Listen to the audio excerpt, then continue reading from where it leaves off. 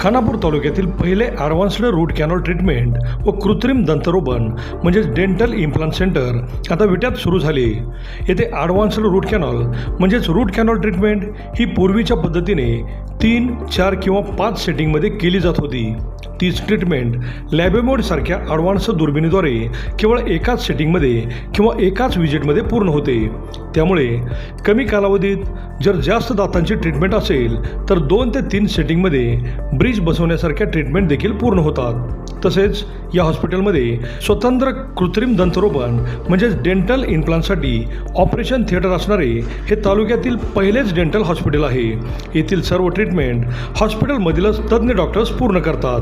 Doctor Prithviraj Deshmukh व doctor पूजा देशमुख हे route canal व इम्प्लांटमधील अनुभवी व दातांमधील MDS म्हणजेच masters of dental surgery he degree प्राप्त असून सर्वच अत्याधुनिक ट्रीटमेंट ह्या एकाच छताखाली केल्या जातात. चला तर मग आपल्या दातांच्या कुठल्याही समस्यासाठी आजच भेट द्या.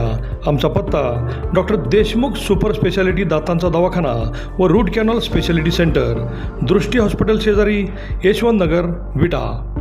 नमस्कार, प्राईम न्यूजमध्ये आपल्या सर्वांचे स्वागत.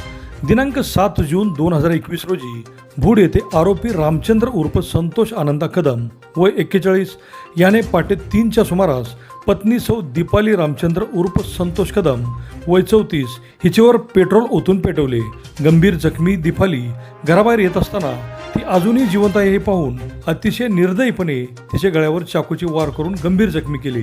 सिव्हिल हॉस्पिटलमध्ये तिने मृत्यूशी दिलेली झुंज अखेर व्यर्थ ठरली आणि दिनांक 16 जून 2024 रोजी तिने आपली लहान मुलगी मागे ठेवून या जगाचा निरोप घेतला. या गुन्ह्यामध्ये तिच्या लहान मुलीची साक्ष खूप महत्त्वाची ठरली. तिने ही घटना प्रत्यक्ष पाहिली होती. महिला पोलीस कॉन्स्टेबल नीलम जगदाळे आणि भाग्यश्री नांगरे यांनी तिला खूप धीर दिला. प्रत्यक्षात कोर्टाचा निकाल आल्यावर या महिला पोलिसही भावूक झाल्या. त्या निरागस मुलीच्या आईचा खून झाला. वडीलही आता फाशीच्या तख्तावर चढणार असल्याने ती पोरकी झाली. क्षणभराचा राग संपूर्ण कुटुंबाची राख करून गेला. पाहूयात काय म्हणालेत पोलीस निरीक्षक धनंजय फडतरे. नमस्कार. विटा सेशन कोर्टामधील एक महत्त्वाची केस आज साबित झालेली आहे. त्यामध्ये माननीय न्यायालयाने आरोपीस मरेपर्यंत फाशीची शिक्षा आणि 1 लाख रुपये दंड सुनावलेला आहे. आणि त्या गुन्ह्यातील लहान मुलगी हिला न्याय देण्याचा प्रयत्न या निकालातून झालेला आहे. सदरची शिक्षा ही सांगली जिल्ह्यातील गेल्या 10 वर्षातील पहिलीच फाशीची शिक्षा आहे. आणि विटा या ठिकाणी सत्र न्यायालय स्थापन झाल्यापासून ही पहिलीच मोठी फाशीची शिक्षा आहे. त्या केसची माहिती मी आपल्यासमोर थोडक्यात सांगतो आहे. विटा पोलीस स्टेशन गुन्हा रजिस्टर नंबर 259/21 कलम 302-307. सदर गुन्हा हा दिनांक 7/6/21 रोजी भूड या गावी पहाटे 2:30 ते 3च्या दरम्यान घडला होता. यातील आरोपी रामचंद्र उर्फ संतोष आनंदा कदम वय 41 राहणार भूड हा त्याच्या घरी घरगुती कारणावरून स्वतःच्या पत्नीबरोबर वारंवार भांडणतंटा करत होता, वाद घालत होता.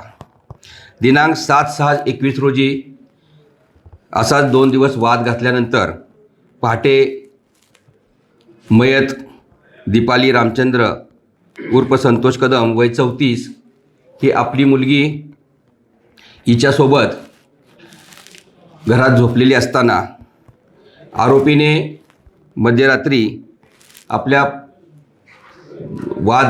घरगुती वादावरून सदर महिलेस पेट्रोल अंगावर टाकून जाळून ठार मारण्याचा प्रयत्न केला. त्यातूनही ती मयत महिला वाचली आणि ती घराच्या बाहेर येत असताना आरोपीनं पेट्रोल टाकून ही ती मरत नाही म्हणून तिच्या गळ्यावर चाकूने वार केला. त्यामध्ये ती सदर महिला गंभीर जखमी झाली. त्यास सदर महिलेस सिव्हिल हॉस्पिटल सांगली या ठिकाणी उपचाराकरता दाखल करण्यात आले आणि उपचारादरम्यान सदरची महिला 11/6/2021 रोजी मयत झाली. प्रथमदर्शनी खुनाचा प्रयत्नाचा गुन्हा दाखल करण्यात आलेला होता. त्यानंतर सदर महिला मयत झाल्यानंतर 302 या वाढीव कलमाचा त्यामध्ये अंतर्भाव केला. सांगली जिल्ह्याचे पोलीस अधीक्षक माननीय Tushar Joshi sir, upper police अधीक्षक श्रीमती कल्पना बारावकर मॅडम, उपविभागीय पोलीस अधिकारी श्री सदाशिव शेलार सर यांच्या मार्गदर्शनाखाली तत्कालीन पोलीस निरीक्षक संतोष ढोके, पोलीस उपनिरीक्षक जालिंदर जाधव यांनी सदर गुन्ह्याचा तपास त्यांचे दप्तरी संतोष घाडगे आणि खानापूर दूरक्षेत्राचे अंमलदार यांनी सदर गुन्ह्याच्या अनुषंगानं सबळ आणि आवश्यक पुरावे उपलब्ध करून आरोपीच्या विरोधात माननीय अतिरिक्त जिल्हा व सत्र न्यायालय विटा यांच्या कोर्टात दोषारोपपत्र सादर करण्यात आलं. सदर गुन्ह्याच्या सुनावणीच्या दरम्यान सरकारी वकील श्रीमती आरती महानंद देशपांडे साटविलकर मॅडम यांनी सदर गुन्ह्याचा बारकाईनं अभ्यास केला. सदर गुन्ह्यातील साक्षीदार आणि पुराव्याच्या अनुषंगानं यातील फिर्यादी राहुल सुळे यांची साक्ष घेतली. त्यानंतर सदर गुन्ह्यातील महत्त्वाची साक्षीदार मयत यांची मुलगी, लहान मुलगी, ती वयाने लहान होती. त्या लहान मुलीची साक्ष ही यामध्ये अतिशय महत्त्वाची ठरली.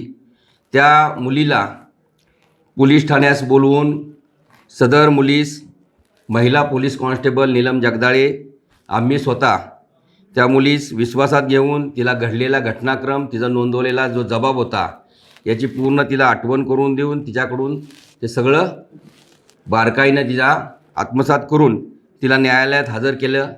तिनं अचूकपणे साक्ष दिली. तिची मैताची सासू श्रीमती चित्राबाई आनंदा कदम यांचीही साक्ष महिला पोलीस कॉन्स्टेबल नीलम जगदाळे यांनी सर्व तिचं दिलेल्या जबाबाप्रमाणे त्यांना वाचून दाखवून त्यांच्याकडून पाठांतर करून घेऊन तिचीही साक्ष न्यायालयात चांगली झाली आणि त्यामध्ये त्या दोन्हीही साक्षी आपल्याला साबितीच्या दृष्टिकोनातून महत्त्वाच्या ठरल्या. सदर गुन्ह्यातील उर्वरित जे साक्षीदार होते त्यामध्ये महिला पोलीस कॉन्स्टेबल भाग्यश्री नांगरे यांनी